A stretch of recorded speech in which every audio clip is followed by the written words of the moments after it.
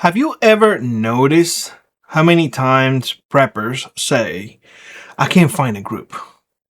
Oh, well, I just gonna be a lone wolf. Have you noticed how divided preppers are? It's either one way or another, but there's no coming together as a whole. The reason is very simple, and a lot of you will be like, are you for real, Billy? Yeah. The reason is movie fantasy. Unfortunately, that is the truth. And I'm saying that with a heavy heart because there's a lot of good people up there. A lot of good people that I think that putting them together in a group, they will do wonderful things. But they base everything on a movie. Because unfortunately, and I say unfortunately because once upon a time, I really thought that the experience that I went through in Cuba, which is all negative. But as I got older, or as I see things in the world, I think there are more to my benefit than anything else because it taught me great, valuable lessons, real life lessons that a lot of folks, unfortunately, especially here in the US, just don't have.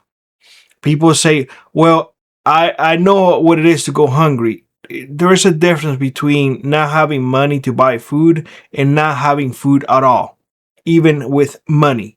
There's a big difference. There's a difference between going hungry because you want to, because you're on a diet, than going hungry because you have to.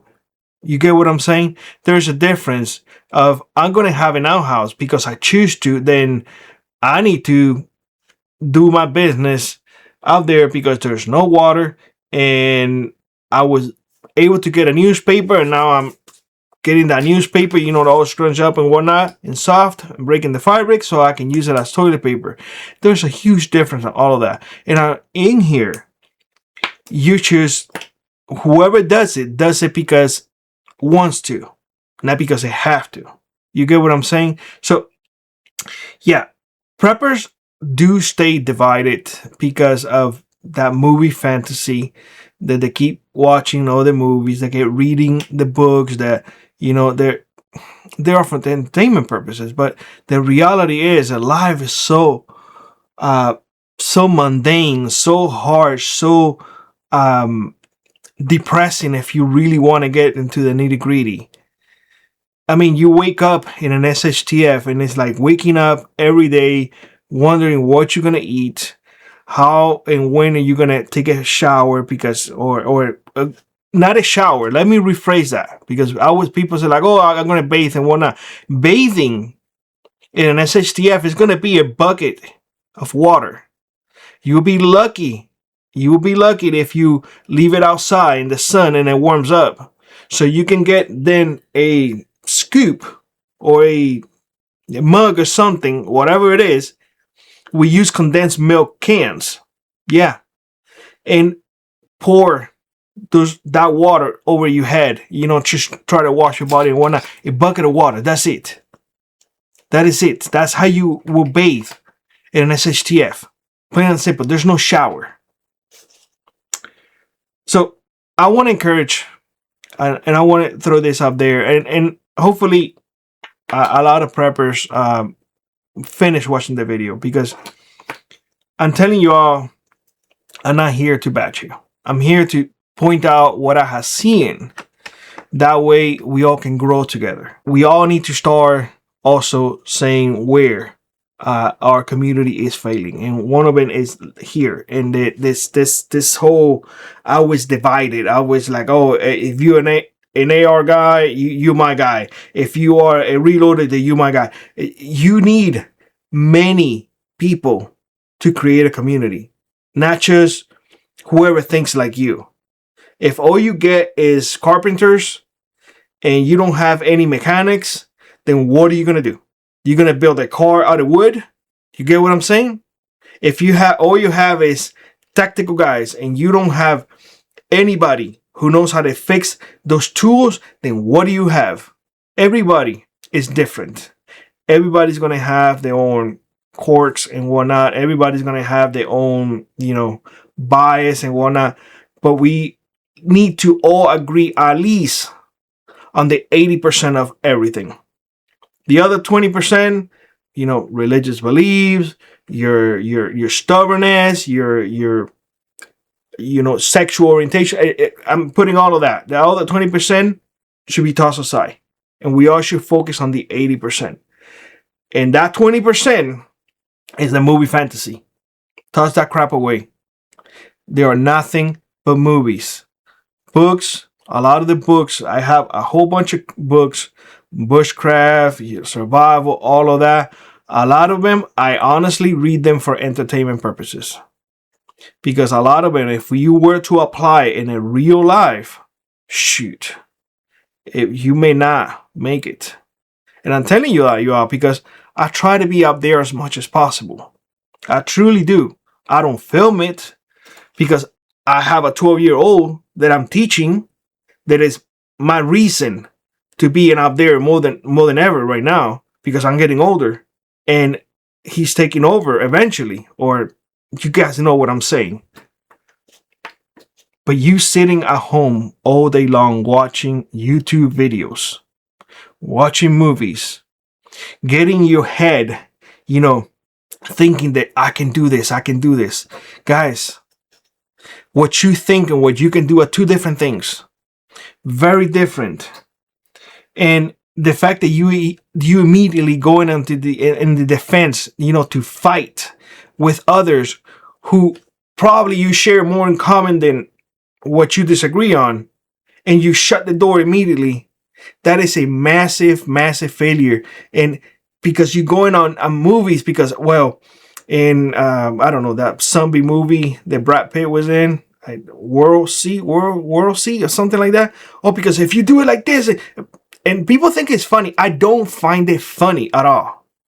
I find it or people telling me that, oh, because if you remember the movie says this, I find it heartbreaking to me, because when I hear that, and when I see that people saying that to me, it's like, is all you have for reference movies? You have no life experience?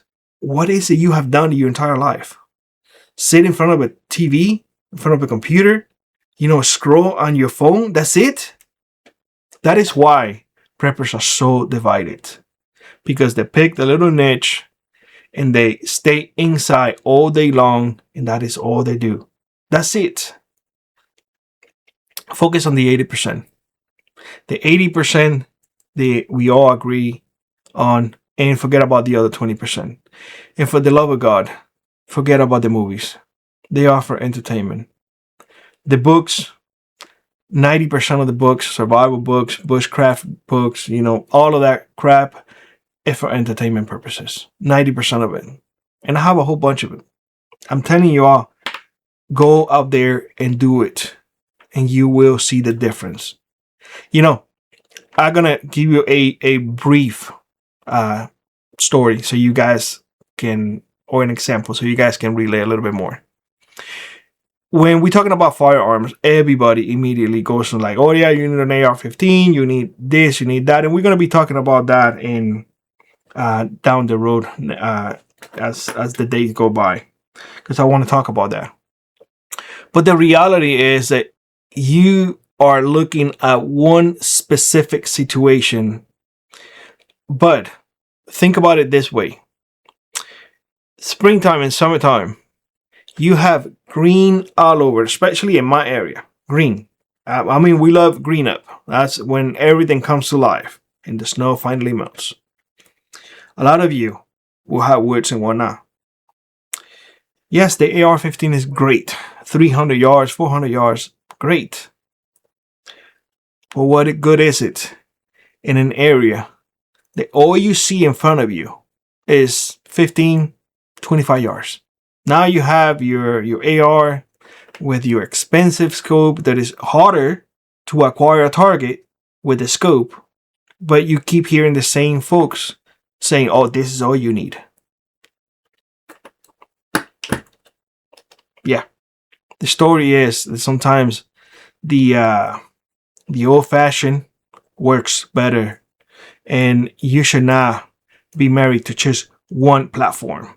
You shouldn't at all. And that's another thing that it keeps preppers divided. It's like, it's either you are my way or you just wrong. And I'm telling you all, there's a lot of folks who just don't have the experience on it.